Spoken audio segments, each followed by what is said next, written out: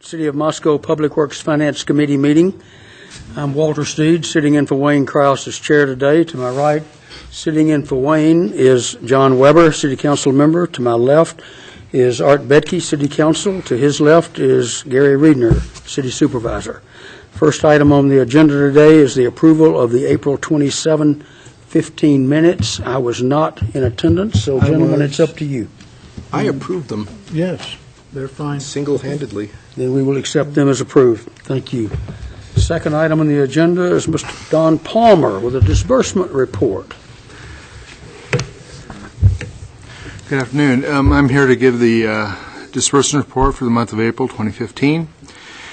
The report that I have before you is that we've spent $1,903,094.05.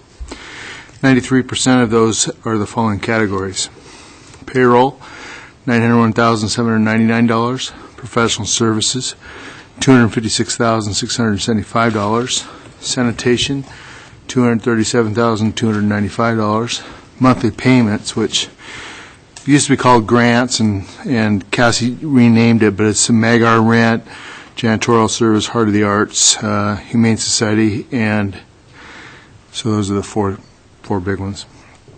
Supplies, $41,980. Construction, $27,423. Vehicles, $21,652. Utilities, $71,495. Equipment, $145,330. And of note for that, $42,000 of that is the lifts for the new shop. Got those in, and the $54,493 was the wide area mower for the new ball fields. How much, I'm sorry? $54,493. Those were new lifts for the shop, not lifts for the new shop.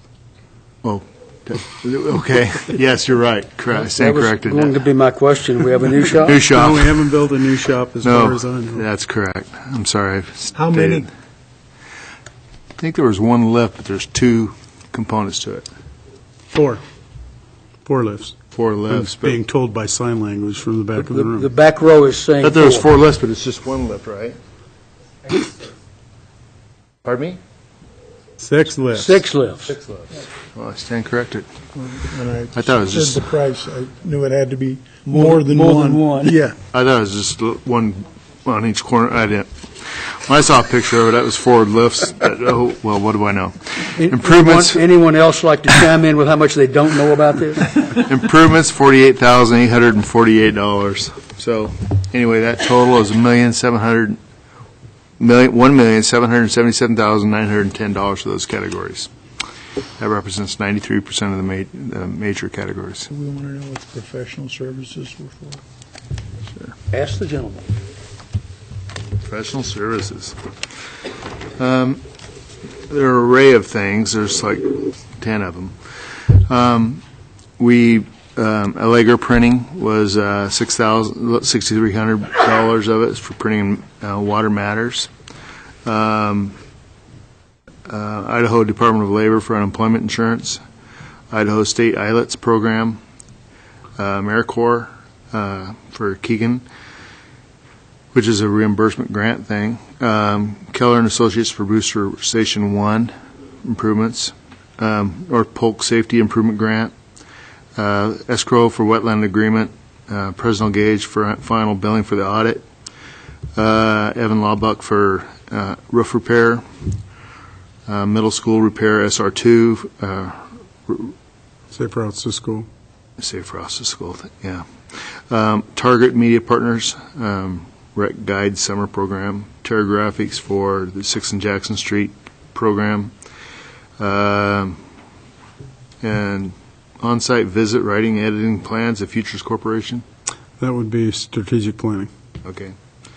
And street maintenance agreement, second payment for U of I.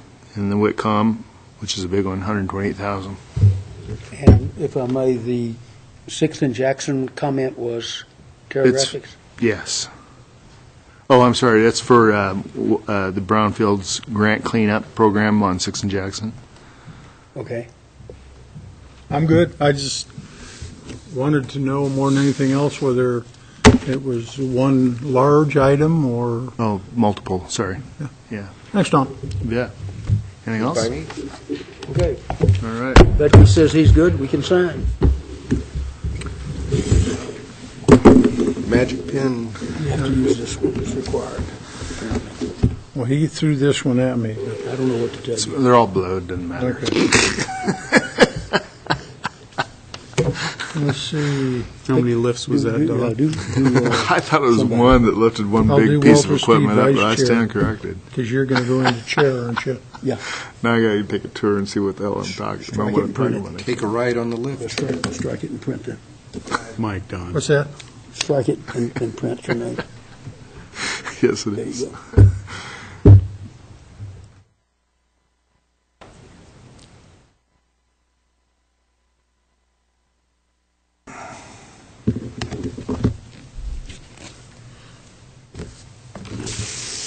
Going to have a collision with the mic with that. Yeah, thanks.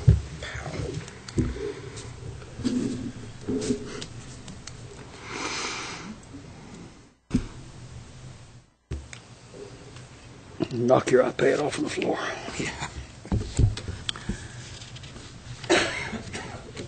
Anything else? That's it for me. Thank you, sir. Thanks, Don. You bet. Okay, the next item is a lot line adjustment request presented by Becky Couch, who will tell us where, when, and what.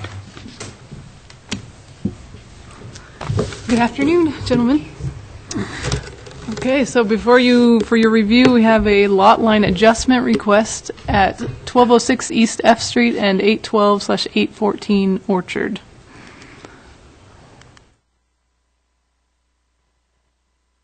Doesn't want to go. Oh, it's not on. I turned it on. There we go. Okay. There you go. All right, so this here is showing the existing parcel lines. This lot right here is currently addressed as 812/814 Orchard. This lot was approved for division back in 1977 by the council and created this flag lot, which is being referred to as Lot B. And it is currently 7,476 square feet.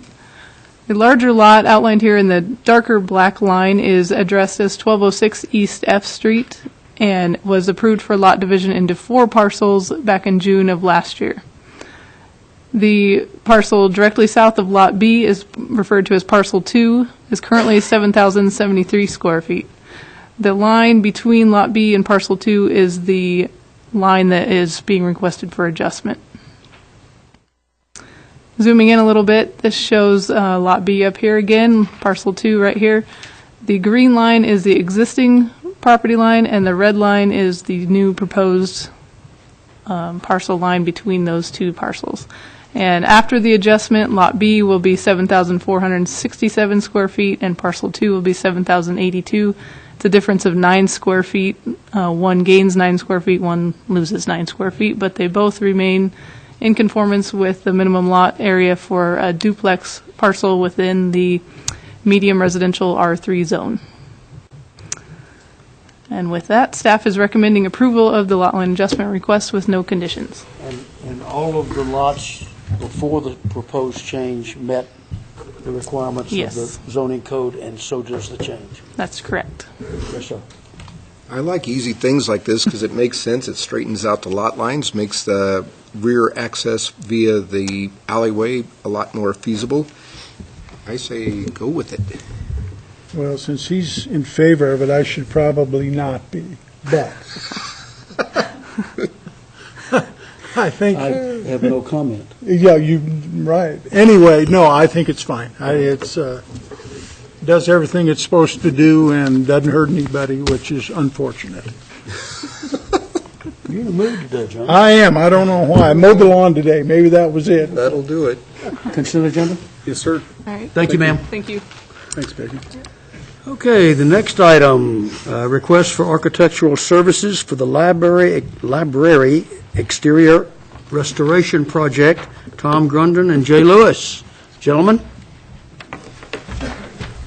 Thank you, Chairman Steed. Art, John? Tom Grundon, Parks and Facilities Manager, and Jay Lewis, our Facilities Supervisor, here to discuss the proposed restoration of the exterior of the library building. And as Jay is much more suited and knowledgeable than I am on this, I'm going to turn it over to him for the narrative. Okay, what we're requesting is approval of funds to hire Costello-Com architects to spec out the restoration work at the library. I don't know how much background you guys want on this or how this. We probably should get the background. We have read the supplemental memo that was put out today. Okay. But the public hadn't seen it, so maybe reiterating it would set the stage a little bit. Okay, for fiscal year 15, we had $37,000 budgeted for restoration of the library, which included some masonry tuck pointing, sandstone repair and patching. In January, I'm sorry, how much money? I've missed it. there was $37,000. Okay, thank you. For the fiscal year 15 budget. Okay. In January, I received a phone call from the contractor that we had arranged to do the work, who gave me the initial bid, and he, at that time, decided that he could not do the job. And so it kind of left us in a little bit of a lull. I was scrambling, trying to find a way to make it happen in this fiscal year. Contacted several contractors, spoke to a number of people, 3 contractors to be specific, and each and every one of them, well, one decided didn't want anything to do with it because it was sandstone repair and it's pretty technical as far as the sandstone goes. Another contractor did submit a price which was close to our original bid price, but I did not feel comfortable with his expertise. He actually stated to me that he had never done sandstone repair, but he was confident that he could do it. And then a third contractor who came in, and they actually had supplied a bid in 2011 to the library for similar type work that was not known to us. We didn't know that they had requested that. But very thorough as far as their assessment of the building, and their price came in anywhere from $92,000 to $114,000. Now, when this all happened, with each contractor coming in, each one of them saw the building in a different light. And I'm not a masonry expert. We knew we had a need there, that there was some deficiencies on the building, but we weren't sure exactly what needed to be done. Other than the glaring, holes in the sandstone, exposed walls, whatnot. Our original contractor we had agreed to have him do a thorough cleaning of the building, and I believe in March in 2014, so that he could uncover all the deficiencies that were there. As it sits now. Was that done? Yes, that was done. We found the money for that so that we could get a good budget number. I ended up submitting that $37,000, I think, late in the budget process that year, just because we wanted to get a better number. But anyway, we're at a point right now where we feel like we need those architectural services because we are going to have to go out for bid. We're not sure exactly what, we know we have a need, but we don't know the whole scope of what needs to be done there. I guess.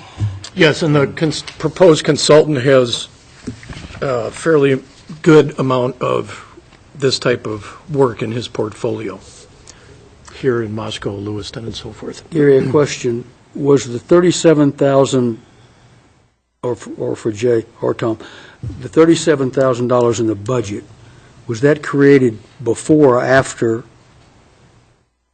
the original contractor's proposed price?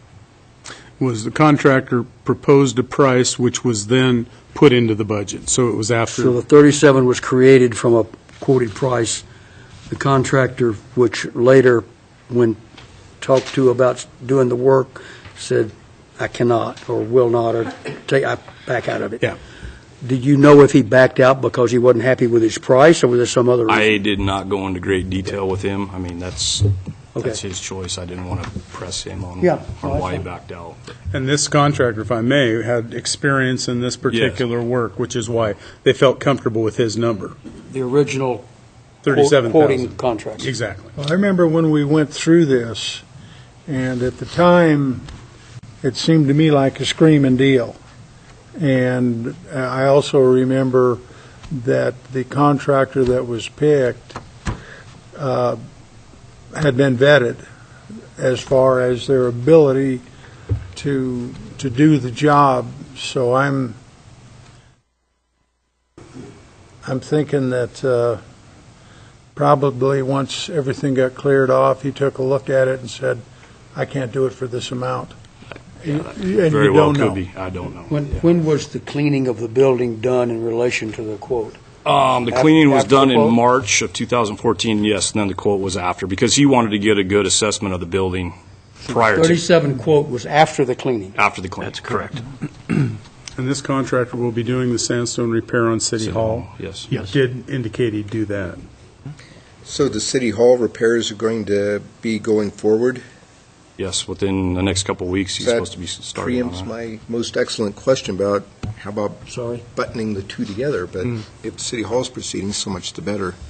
But it sounds like having an outside firm to come in and look it over and manage the deal is a good idea at this point because of the huge span and quotes and prices on this. And I think we need somebody to kind of bail us out on this one. Well, that and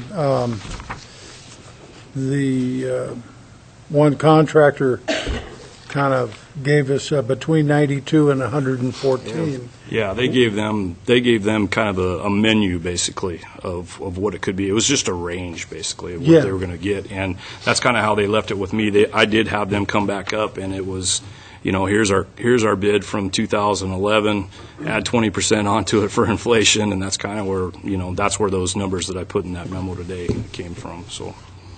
Gary, if we recommend this to council and the council agrees to hiring Castellicom for $13,500 to put together a bid package and construction management, which I think is part of it. Mm-hmm. If we then bid it, it comes in at $37,000. We've spent a third of that in getting a spec developed to get what we could have, should have, would have gotten in the first place. On the other hand, if they do that, and the bids come in the $100,000 range, how are you going to afford to do the work? Well, that's the question. At $13,500 and can't do the work. Yeah, I think Jay said it about as succinctly as possible, and that is you have a contractor who you trust, can do the job, gives you a price, whether he underbid it or whatever his reasoning for not going forward.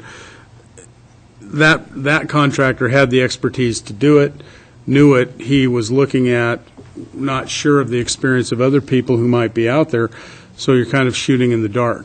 The biggest issue is if you get someone for $37,000, they don't do it right because it wasn't spec'd, then you've got a problem on your hands as well. I think we need the tiebreaker, Castellicom, and to get in there and break the Tiebreaker tie doesn't on this. guarantee you a price you can No. afford. No, it doesn't, but at least you know where you stand.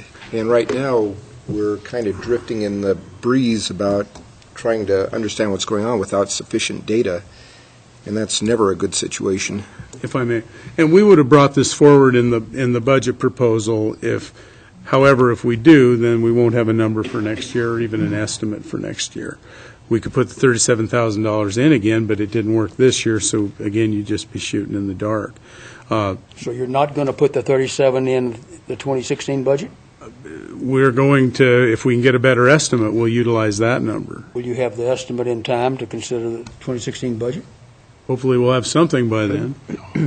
I don't know. I don't know how, I can't. What time frame has the architect given you? I haven't discussed a time frame with him, so Well- it may very well be that we have to push it out till 2017. But Don't know, we but- don't know. The only thing that we could follow with what you're saying there, Walter, is if we were to adjust that budget amount from 37 to 114, Which they're not going to do. well, it probably isn't going to work because, coming up with 37,000 is one thing, coming up with 114 is a real different deal. But if we do put it in at 114, that doesn't mean we have to do it. That just means that the funds are available and if all of the stars line up, we can. When I was reading some of this other stuff, 325 bricks have to be replaced. That's I don't know a thing about it, but if you're pulling a brick out, cleaning around it, putting another one back in, You got to hold the building up. well, not only you have to, I think the building will stay up, but that's just a labor-intensive process. And that's one of the reasons I thought we were getting such a good deal when this first came up about it. I don't know really what else to do. What is the scope of work for the city hall work in terms of quantity of work or amount of work that's needed compared to the library? Can you? Well, if you're Can just you- going strictly on cost, it's about a No, in terms of the amount of brick to be repointed, the amount of sandstone to be dealt with. Are they comparable jobs, or is one of them half of the other one? Do you have a feeling for it? Well, I think it's about a third. The city hall? Yes, Third smaller. third smaller. Yes. Okay. And the city hall is I don't have the exact square footage with me, but it's repair and patching of the existing sandstone. Obviously, it's pretty obvious over here on the What east needs to be side. done. Yeah, and tuck pointing And we're on one level here, whereas the library will be up in the air considerably. That's another thing I was thinking is that you can essentially walk around City Hall building, and I don't think you're going to have to go much more than, say, 5 feet from the ground up. Right, it's just from the ground up to the end course of the limestone where the bricks start, Yeah. and that's it. And it was done, or the work is going to be done by us identifying some problems, having a contractor look at it, give you a price for fixing it, and hiring him to do it. We didn't have an architect involved. Correct. How are you going to, Gary, if council agrees to do the 13.5 for the architects, where's the money coming from? Out of the 37 for the construction? The 37, we had originally kept back, you recall, the 37,000, we had the situation with the Hamilton Low Aquatic Center roof. So we took 34,000 of that, kept back $5,000 for what we had thought we could get an architectural services for. We were obviously woefully short on that. We also have a project over at the police station for a carpet relayment that can be delayed for a year. It's part of a two-part project. And then the balance of about $4,000 we just take from general fund buildings. So we can piece funding together to move ahead at this time if you like. But as Jay said, it is possible that we don't get an estimate good enough to put in the budget, and if that is the case, then we wouldn't fund it probably or propose until 2017, but we wanted to have the flexibility to do that. Now, the building, the library, like Art said, it's not going to become unsafe. This is more of a aesthetic. It's aesthetic, but there's also some areas on the sandstone, particularly in the Carnegie, the old entrance there, where we've got exposed subwall, which is actually brick. But our concern is water penetration and whatnot Sure. into the building. Yeah. So, But if it were put off for another year, if it had to be put off for another year, that would be acceptable as far as the building is concerned. Yes. And then this original 37 that we put in, if we don't spend it, we can roll that over and possibly add something to it, Gary? Well, we could, but as I said, we tapped that for repairing the Hamilton Low Aquatic Center roof. Oh, okay. Because we I have thought it that was going the other structural way. All damage right, out yeah. there. All right, so that money is essentially, with the exception of about $5,000 has been spent. It's already spent, yes. Yeah. And I noticed they need some stuff on the outside of The hurt. the Herc on the exposed Jay and beams his on folks the- will be refinishing that as they do every other year. Yeah. Okay. The Castello-Com proposal includes construction administration. correct. Do you need that? Well, I think it's wise on our part to have them oversee. Do you need that? Yes. Yes. Trying to cut the price off. We don't have the time to invest Well, and not only on that, that project. do we have the expertise to, I mean, from my point of view, if somebody's fixing some sandstone, I would have no idea whether they're doing it correctly or not. They could do anything and say, well, looks good, John, it's done. Wait till the first rain and see if it's still Well, there. yeah, that would be, and does the Parks and Rec Department, No, that's our concern, John. We want to make sure that we get a quality job, and the architect is going to have the knowledge and the ability to make sure that all the products are applied correctly, the workmanship, and so forth. So, and these people down in Lewiston dealt with them before? yes. Costello Com in their portfolio does a lot of work up at the University of Idaho in the older buildings up there.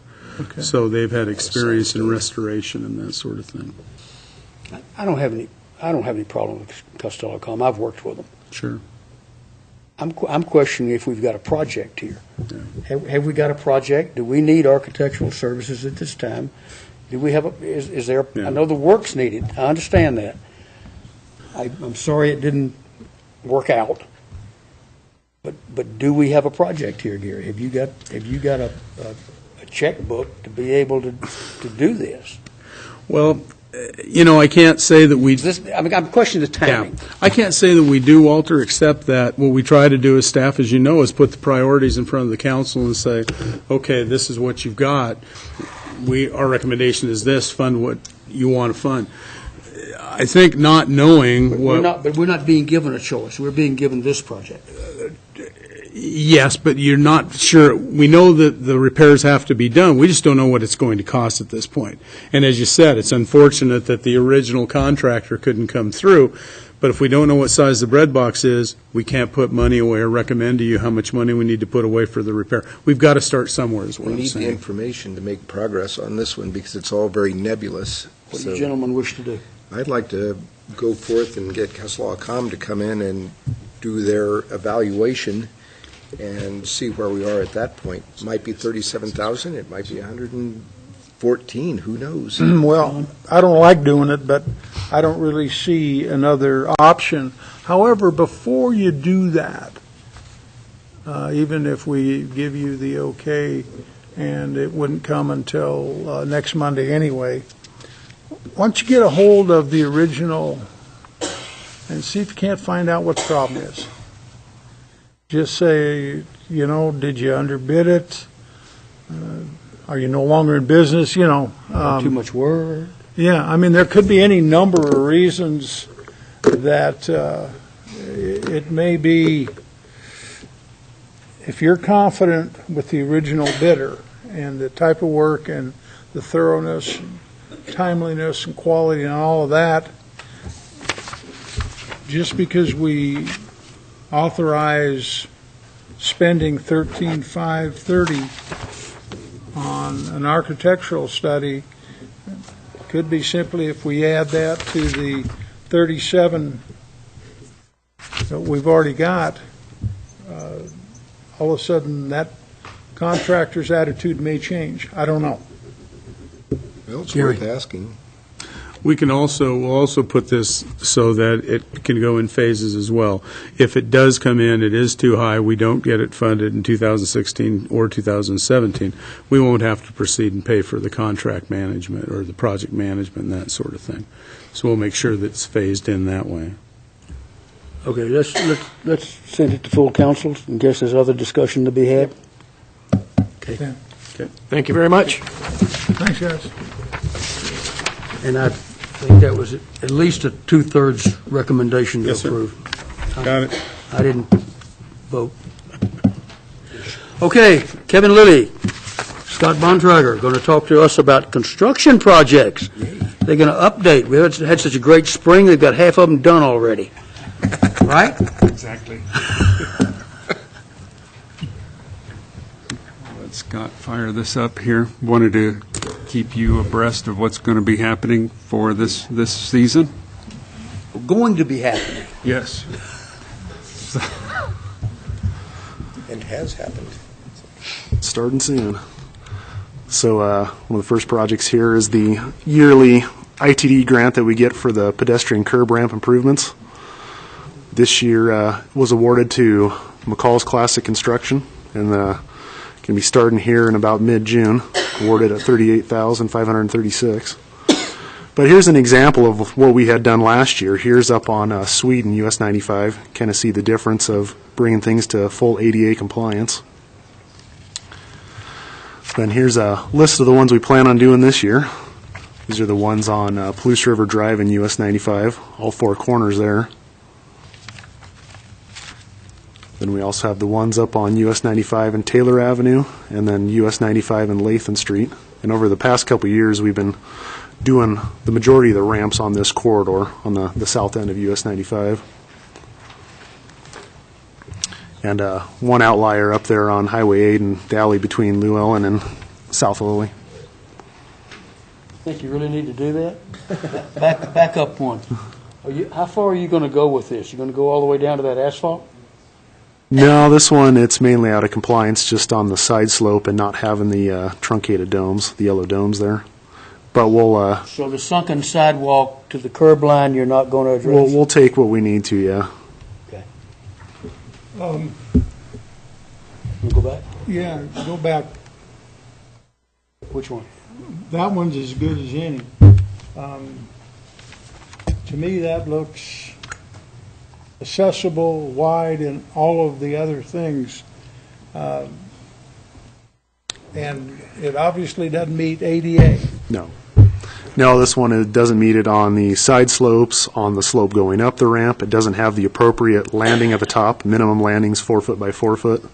These ones don't have a landing on top up there, or a very minimal landing. Okay. So yeah, these may have not been installed too long ago, but they don't meet the current compliance, and ITD's paying for them, so. Okay. We've got to hurry up and get these done, so when they change the regs again, we can go back and do them over again. Well, I saw that now, in the same vein as this, coming down here, I saw, was it Knox Concrete doing somebody's in front of their house on 3rd Street?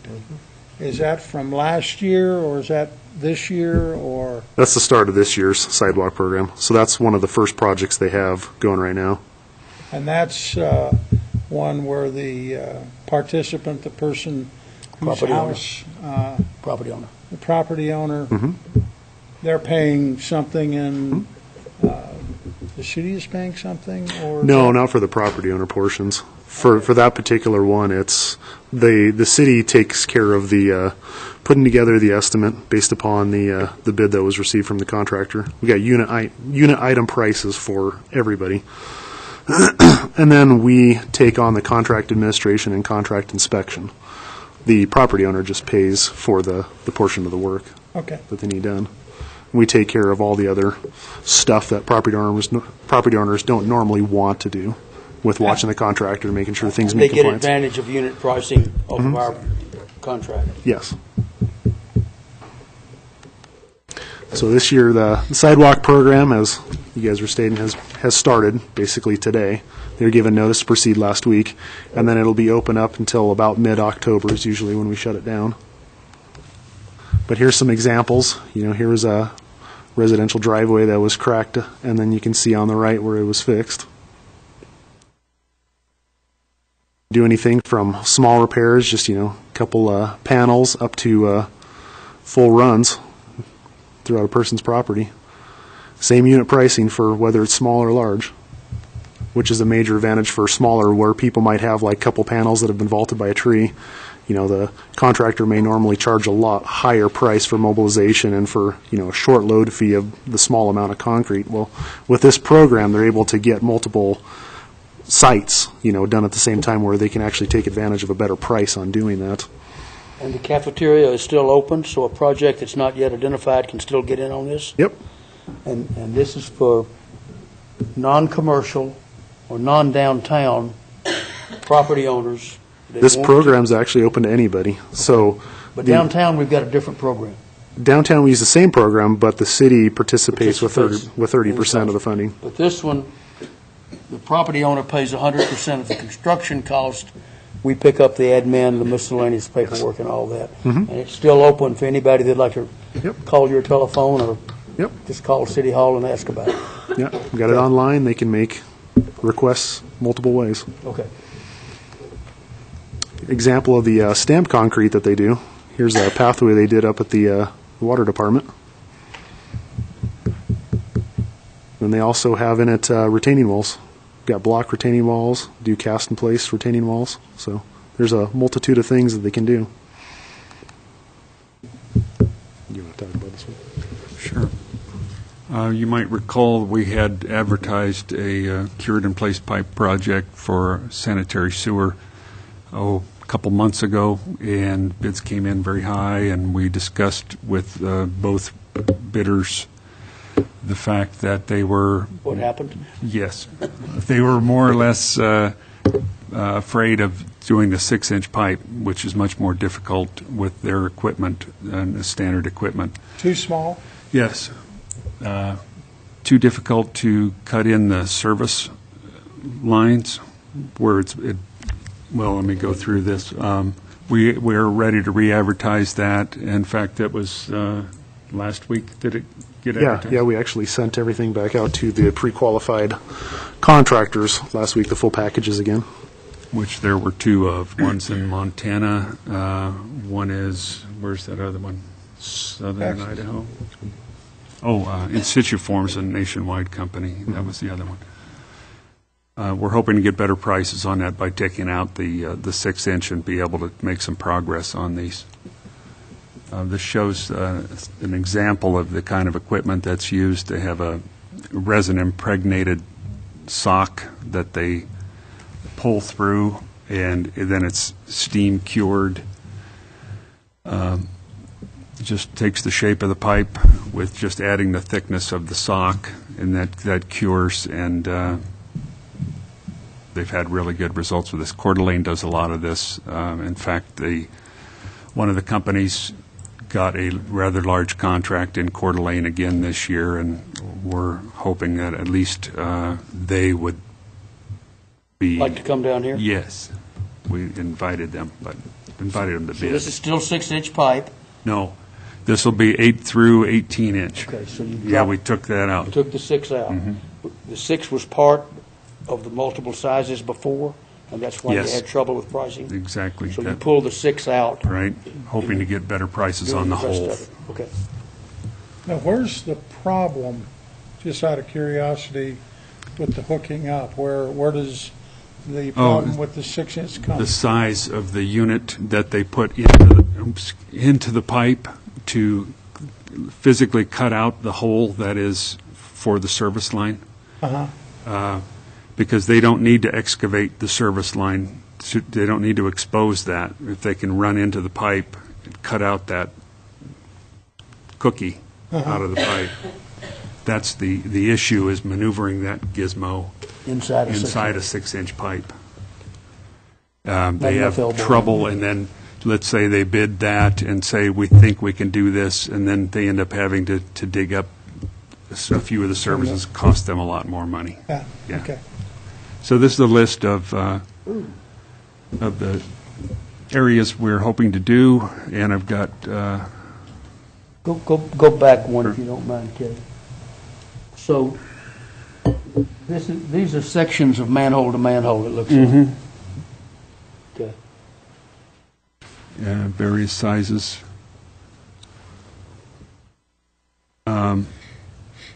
There's one section that's going to be done along the ball fields in Mountain View. I'd rather you dig up Joseph so we could put it back right. Something to be said for that. You have another piece here between Tamarack and Thatuna, or Juniper and Thatuna. And then between Hayes and Lincoln, a couple blocks.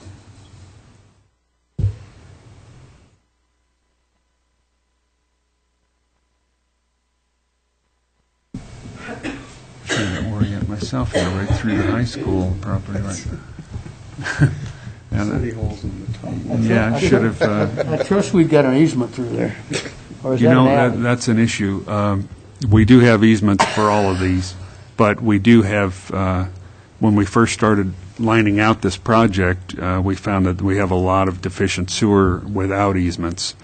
And so we thought, well, if we want to get something out right now, we're going to have to not do anything where we don't have the easements yet. So actually, Tyler Palmer and I are starting a process to obtain the easements for all of our sanitary sewer mains that we have no easements for. What Big- what a concept. First big push will be University Heights, which we've already started that process. Okay? Okay, you saw recently the fire station one, emergency power. These are just examples of other generators, not ours. If we get a smokestack like that, it's kind of cool. We have not yet had that. We will get an exhaust pipe. I don't know if it'll be as nice as that You one. gonna get headers too, or? And really crank that baby up. Let's see, our next step on this project will be pre-construction meeting, and then we have agreed not to start on that till the resident firefighters are gone for the summer, so it'll, I heard a lot of them are staying over, so you better take a head count. I'm serious. Really? I've heard that there's not as many leaving this summer as we usually have, so you might want to talk to the chief. is your previous residence still for sale, or have you already sold He's it? gone. Yeah, we've been working with them. We also need a new generator a permanent generator for the southeast lift station. We have that. Chinese Village? Nope, this is out on Police River Southeast. Drive, out on the southeast the southeast lift station, not the south lift station. Southeast Sewer District lift station. Oh, the one on Police River Drive. Okay. As lovely as that is, it does need some improvement. You like the truck? We're going to throw the truck in with the, Is that your truck? No, mine isn't that nice. we're hoping to get that installed this fall. And then you're aware of our booster station replacements, the first three. Just to show you again, this Taylor Avenue, that's right at the bend of Taylor, on the west end of Taylor, before it goes up Walenta. That one, we've had a little bit of right-of-way difficulty. The one on the left was our original proposed location. This is university property. Once we showed the university that, they told us they would rather have it shifted. The one shifted to the east is on the right, which is what we're going to go with now. So I'm sorry I didn't have a picture without that original location, because we're only at 50% plans. We're reviewing those currently. Yeah, you can see the existing station lower left is quite a bit smaller, but it's inadequate. Was safety the issue there? Safety, yeah, that's, it's confined space. The inefficiency of the existing setup, we'll have several pumps in the new station, which will kick on at different times. It won't be running at an inefficient rate, which happens often with that existing station. And then White Avenue, that's showing the existing station. The new one's going to be shoved over to that corner of Bristol and White on that same side of the street. And Bristol, the access will be off of Bristol. Is that triangle outside the bus barn fence that we own? The existing one, yes. The existing one is the bus barn area there south of where it says booster pump. Okay. I'm trying to think, is that a jog in that fence? I believe it is. It's Green Acres to the right. Yeah. Well, there's an area there behind the sidewalk coming up on Bristol going east that we somehow ended up owning outside of the school district property. Oh, Now- that triangle. And is that where where Yes. this is going in? Exactly. Okay. good use for something Yes. that we don't know what to do with. Yeah, it'll be set back far enough from the street that it won't inhibit the site triangle. The Vista Reservoir, the existing booster is further down Hathaway, Hathaway being the street. What we're hoping to do is locate this one on the access road that goes up to the tank.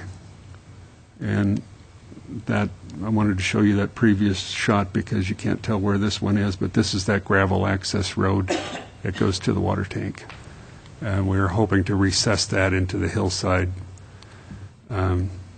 take advantage of the earth shelter.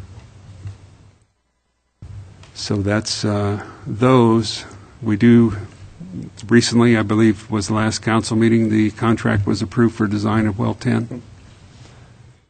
That'll be, we're staying on top of the process and hoping to actually start drilling that this fall, late this fall. This shows you, you're probably familiar with the well site that's been owned for several years, next to the Mormon church off on the west end of War Bonnet. Staples in the center of the picture.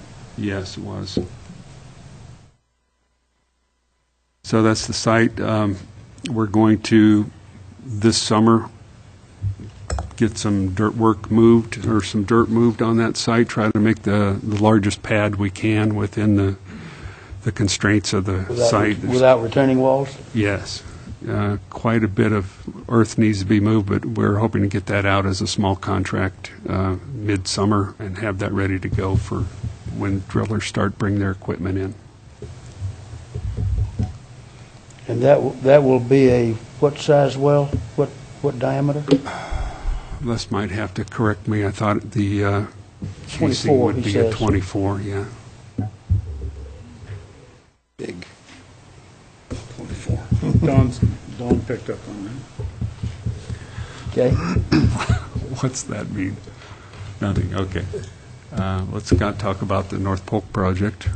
Yeah, this is one that we've been working on for a while, and I believe Les gave a presentation on this just a few weeks back, but a review again on this one is estimated cost for this is $310,000. This is one that's paid by the local highway safety improvement program. And this one is actually combined between the original one and the money that was intended to be for 6th Street. They're both combined for this project now.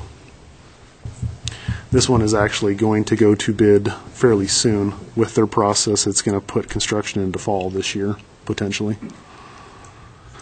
But this one is, as a reminder, is going to be mainly sidewalk and a little bit of stormwater work that goes on the west side of Polk Street, from East Street, tracing up through Morton, then along the eastern side of the city shop right there on the west side of Polk Street, making the connection to the existing sidewalk up there by the duplexes. And then the last connection up there just north of Rhodey on the west side where it connects to the sidewalk there. So we'll have a better pedestrian-friendly access route through there. Back up one, please. Sure.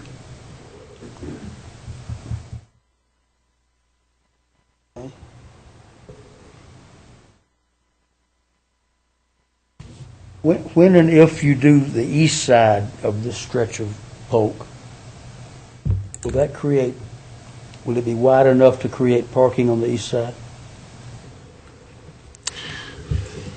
I believe that it will.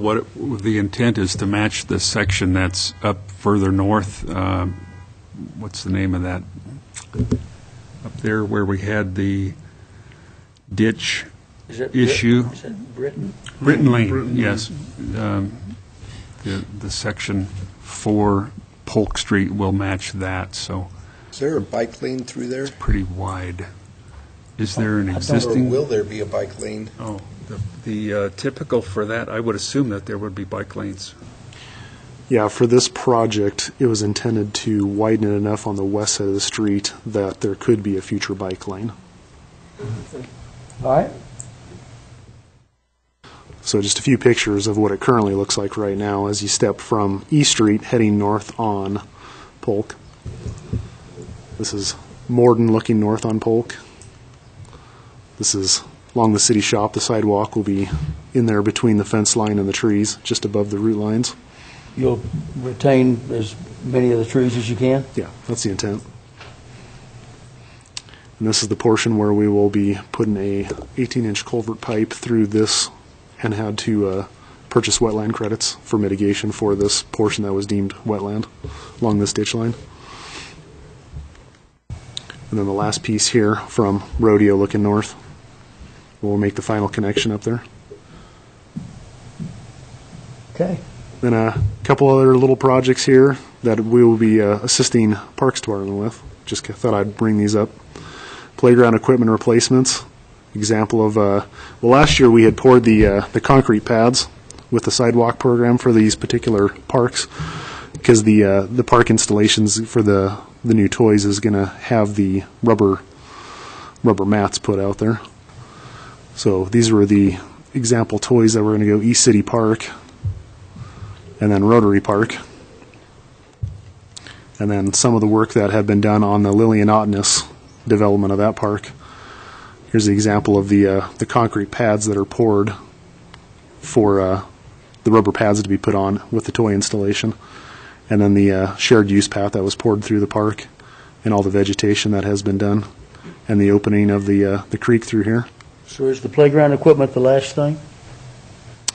I can't speak for Tom, but I would think it's close to one of the last things. Gone. So yeah, I think a lot of the other stuff has all been developed out there. They may have some amenities here and there, some benches and some stuff like that, but I think it's getting pretty close. Okay. Any questions? There's a lot going on. No, You good? good, thank you. Thank you, gentlemen.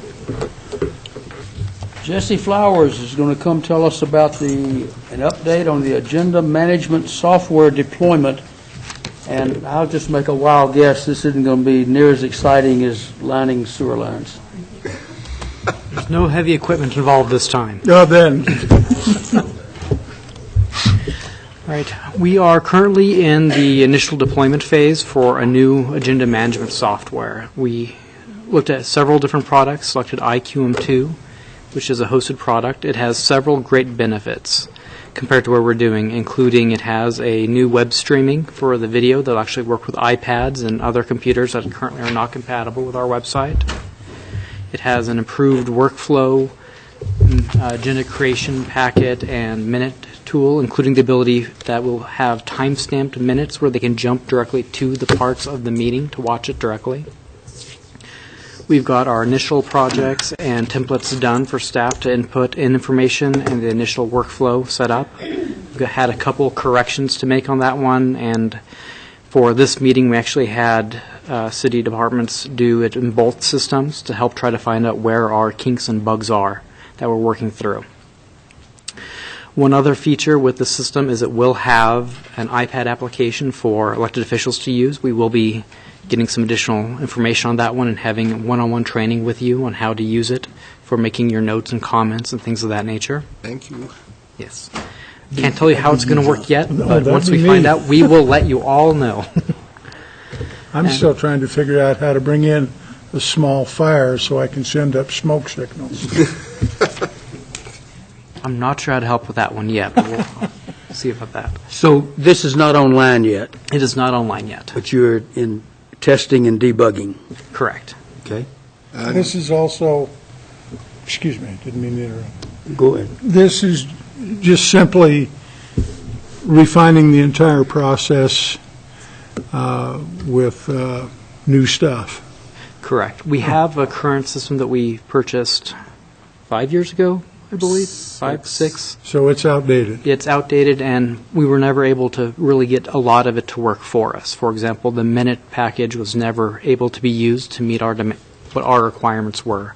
On this one, we're hopeful that we'll be able to use the full breadth of the package and have some automation and improvements for the entire process.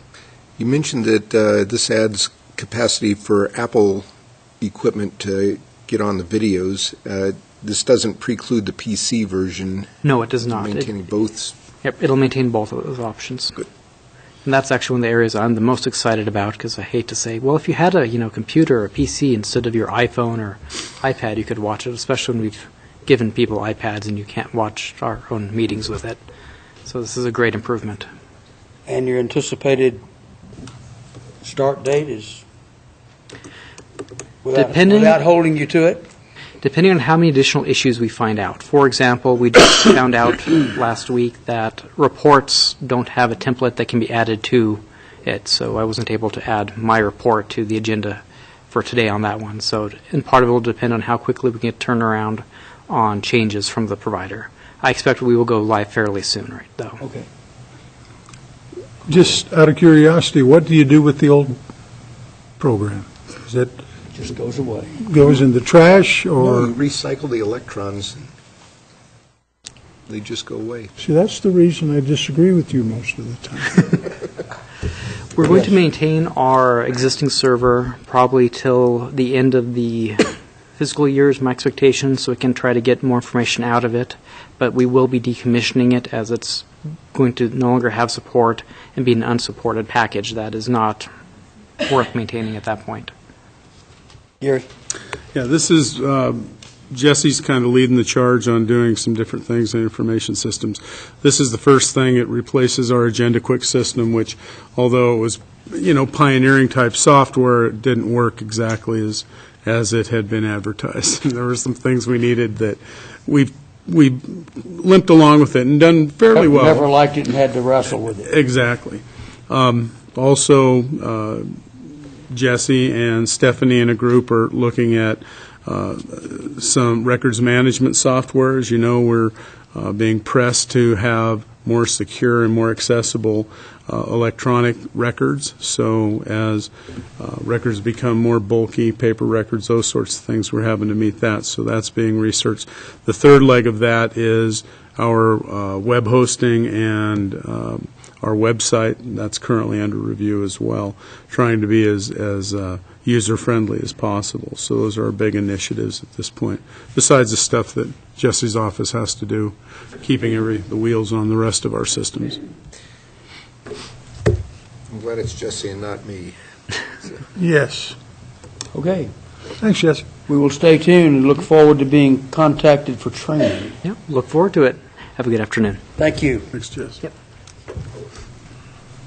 Mrs. Burns, would you like to come tell us about the farmer's market, ma'am? I heard you're open for business and have had a few vendors and a few customers. Yep. That was a very farmery comment, Ab. Yep.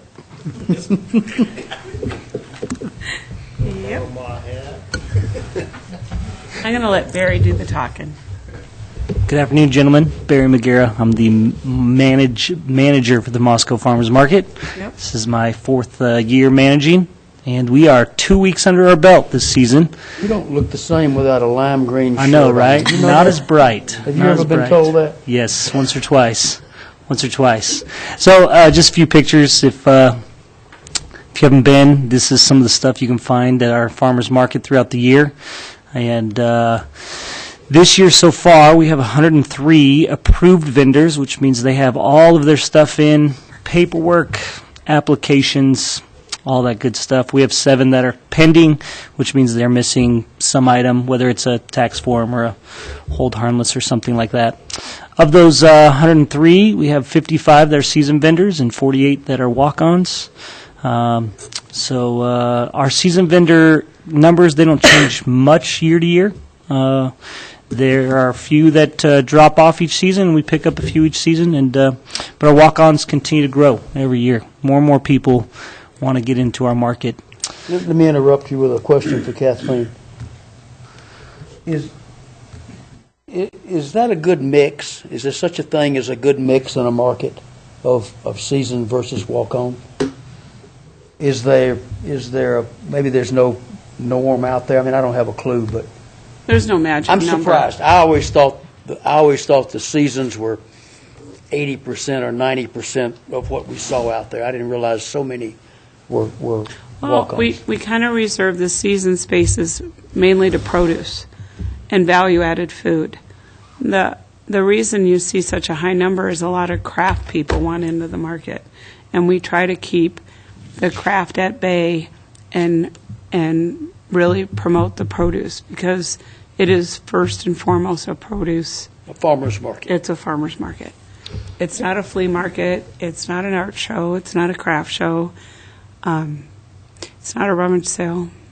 But, you know, more and more people want into the market, and the scales tip back and forth. I think, don't the walk-ons add the variety? Yep. And Yep. now, the last time, Kathleen, that you spoke to us on the council, you said you had 2 or 3 of last year's vendors that had been real slow on producing the sales numbers you wanted, Yep. and that if they did not come forth with those, they would be excluded. Oh, reporting numbers. Yep. Year-end sales. What reporting. happened? We have 2 that have not come back, Okay, but it might have been time for them to move on. all right. So the other thing, this is a business adventure, and so we're dealing with adults, and they can choose to be in or choose to be out. Well, if we've got 55 of them and only 2 decided not to show up, Yep. that's a little less than 4%, so. And it is a big commitment to be a seasoned vendor versus a walk-on vendor. It's a higher attendance. You get 2 days off in a 27-week season You're this summer. expected to be there. You're expected to be there. You have a longer loyalty of customer base, you know, so you have a very strong following. The majority of those seasoned vendors are produce, some of which have not been here yet this season. Like Mr. Hagan isn't here from Clarkston. He gave me a report on his cherries a week ago. Doing pretty good. The Tuna Makers aren't here yet. Elizabeth Taylor isn't here from Santa. So Well, they don't have product. there's no reason to show up unless you've got something to display Right. and sell, so. Yep. I would say the amount of walk-ons this early in the year is abnormally higher than what it's been in the past. Yep. So, And the season's pretty warm.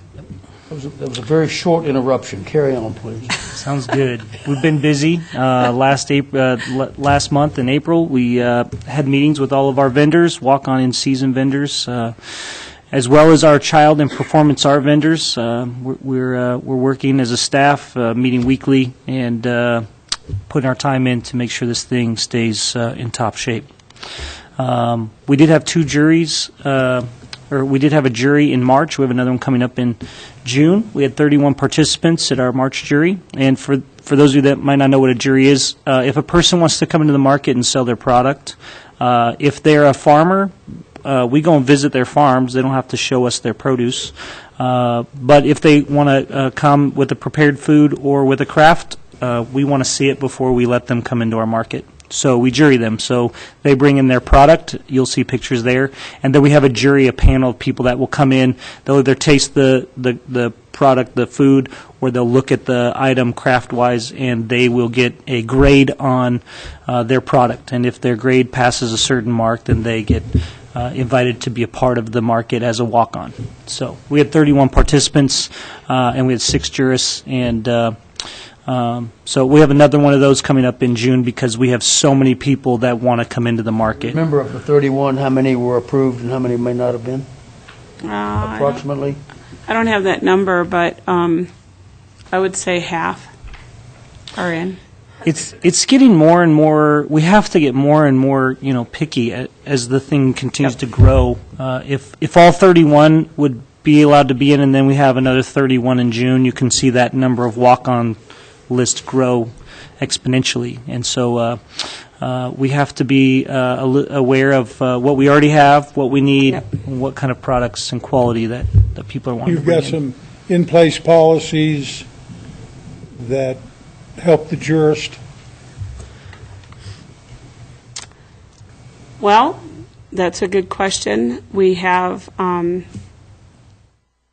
not so much in-place policies, but we do look at resale, we look at assemblage, we look at the quality of the craft, we look at the origination of the product, we look at local sourcing. And jurists are instructed on these Yep. points. One of our jurors, You've got it, you just yep, and we put it all on the haven't got it in front of written us. down. Okay. Yeah.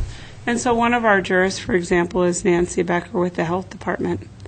And she's really valuable because she can tell by looking at different products of, if it's a high-risk food, a low-risk food, if there's any type of problems with the food code. And so, yep. Smart. Smart. So moving on, there was a cottage foods discussion last month. You can see there were 3 different meetings over 2 days. There were 24 participants about average at each meeting. Those meetings were met here at the Moscow City Hall, and very good meetings. Patrick Guzzle from the state came up, and they posted the state meeting, and we were host to that. And that goes back to your legislature that we're trying to pass the cottage food bill this year, and they had 3 rewrites and chose not to pass it, but to go back out into the communities and take feedback from people on a cottage food discussion. So we were host to that state meeting. And that directly impacts the vendors at our market. So. Yep. And you had 3 times 24 Yeah, we also had participants, and what area did you draw from? Latah County, Lewiston. They didn't hold meetings in Lewiston, so people actually came up from Lewiston to attend the meetings. A lot of people. Yeah. Anybody from north come down, or? Yeah, some people, they did have a meeting north of Coeur d'Alene, but they had a meeting at the Troy Library. They had a meeting out in another library north of here. They were really trying to outreach as much as they could. I think they went to Grangeville. They certainly drew them in. Yeah. Well, there's a lot of discussion, and your Carolyn Troy. Nielsen Troy Was here for the evening meeting on April 30th because she wanted to hear from the constituents She too. had sponsored that bill. Yep. So she was involved with this. So, as you well know, entertainment at the market's a big deal. So we have live music every week. We have 27 market days this year. Each week we have 2 different groups. Of that, there's a time slot that's typically not paid performers. That's the 9:30 to 10:30 slot. And then we have paid performers from 11:30 to 1 o'clock.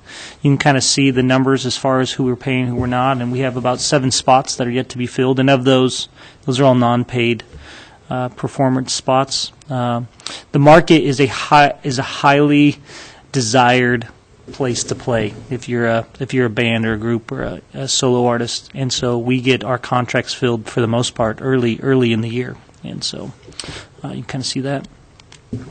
A group of us went and visited 4 different farms last month and did a huge loop. These places are the farthest from Moscow, so you can see there's some in Oregon, Washington, and great to go see their places. Really got to learn a lot about how they're growing things, how things went. For instance, this picture here is of Akeley Farms. They are our major berry grower. We're standing in a field where he grows 70,000. Stanfield. That's a typo. Yeah. So it's just outside of Hermiston, Umatilla. So this field in particular has 70,000 strawberry plants. And although it was not a hard winter, the temperatures dropped drastically early in the year. He lost 50,000 strawberry plants in this field alone. Yeah. So we get to go and tour all that and see that they're actually growing, what it is they're bringing. So great. So Amanda took a picture of 3 guys standing with their hands in their pockets. So I thought that was really working hard. Working hard. Very farmery picture. That's Very right. farmery Yeah. pictures Right. taking, That's right. talking a lot. Yeah. Gary, don't let any of our people see that. Yeah, no joke. No problem. You got it. So here's some numbers for you as far as we talk about who's in the market as far as seasoned vendors and walk-on vendors, who's bringing what kind of area they fall into. Kathleen mentioned that of the walk-ons, there's a lot of craft, and you can see that 50% of our walk-on vendors are craft vendors. So those are kind of numbers there. You've got 0% for the livestock and poultry. Nobody showed up with Nobody- eggs? Or Well, no, we have a lot of eggs, and we have 2 poultry people. We have Just not walk-ons. no walk-ons. And the reason is there's a lot of paperwork involved with the Department of Ag to be able to bring those products off the farm to sell. And so we'll get calls. I mean, summer's just starting. We've had some beef come in from Oregon that they've had to jump through some hoops to sell at the market. So it's early. And we do, we look at the market and look at what's not there, and we do target certain areas, things that we would like to see, and we reach out to different people, groups, individuals that provide those, and invite them and kind of see what we can do to get them into our market. Yeah, we help them out. So what, if somebody wanted to sell chickens, live chickens? Can we do That's a good that? question, John, and yes, we can. The first call goes to Nancy Becker with the Health Department, and if you had live chickens and you wanted to sell them at the market, you could do so. The USDA organic chicken farm from Rosalia, Washington, cannot, because they cannot cross state lines with packaged chicken. So there's a lot of rules between Department of Ag and Department of Health. So whenever we do get livestock or poultry, or what was the little girl from Troy and 4-H, she wanted, or FFA, she was selling her wiener pigs. So we ask Gary a lot too, and he reminds us we're not a livestock. Which is the main concern. Yeah. We aren't a livestock market. Yeah. But this year, for instance, is the first year I've known in 8 years to have goat milk at the market. So we have You're not going cow's to be milk, auctioning steers or anything and we out have there. goat milk. That's pretty good. So, at the market, we also try to do our best to get other commissions and events to be seen at the market. So you can kind of see some of the commissions that will have a table. And some of these commissions will come once for the year, once every month, every once in a while. And so some of these things we've already had. For instance, we had the commission. the tree commission was there the other week. And, They ran out of trees, Yeah, they did. They did. So, giving out trees. Yep. For Arbor Day. and a lot of these have already been in the market in years past. They're just kind of coming this year and doing it again. As well as commissions, we do have other community and other events that come to the market. For instance, last week we had the Idaho Fish and Game International Migratory Bird Day. We had them there last week, and we also had the Canine Companions for Independence there as well, so people can come get their bird fix and their puppy fix all on the same day. So these are some And then other we had things. Tai Chi in the market. on We the did have first Tai Chi on the first Saturday Saturday. of the They'll- month. and they'll be back the first Saturday of every month to be And able of to. course, somebody showed up this last Saturday in their Tai Chi pajamas, and they had missed it by a week. Darn. Yep. So they'll be back. Lots going on in our market. If you haven't seen our posters, we have a poster contest every year. You can see there's 2012 and 13, and this year there's 14 on the left, and the one that won this year on the right, our 2015 Moscow Farmers Market poster. So a lot of stuff going on at our Moscow Farmers Market. And a Questions? comment on your turnout the first 2 Saturdays? Pretty record turnout. A Yep. lot of people. Beautiful weather.